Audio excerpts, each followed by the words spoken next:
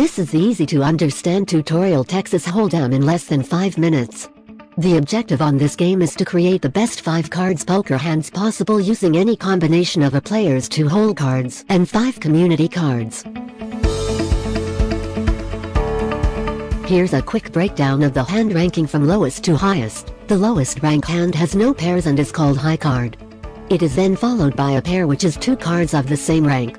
After that is a 2 pair, 2 cards of a matching rank, another 2 cards of a different matching rank, and 1-sided card. Then comes 3 of a kind at the end. Players can beat any of these hands by macking a straight, which is composed of 5 sequential cards that do not have the same suit. Next is the flush. Flush is even stronger than a straight and is made by any 5 cards that have an identical suit. The next stronger hand is a full house and is formed by 3 of a kind plus a pair. The highest and least common hand strength in Texas Hold'em are 4 of a kind, straight flush, and royal flush respectively. Each game starts in clockwise direction of the dealer. Directly to the left of the dealer are 2 forced bets known as the small blind and the big blind. Blinds are primarily made by 2 players before cards are dealt.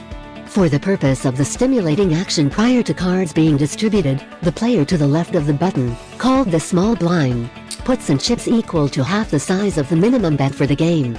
The player to that player's left, or the big blind, puts in double the amount of the small blind and is also the minimum bet. The players are dealt 2 cards one at a time, starting with the small blind position.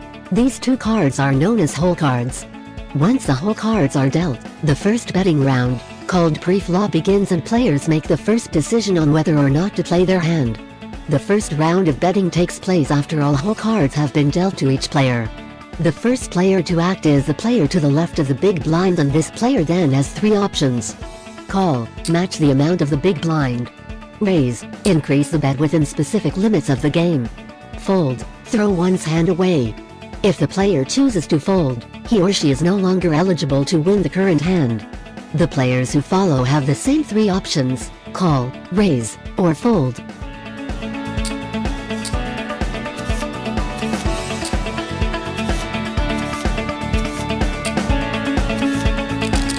Once the pre-flop betting round is complete, the dealer reveals 3 cards face up at the center of the table known as the flop.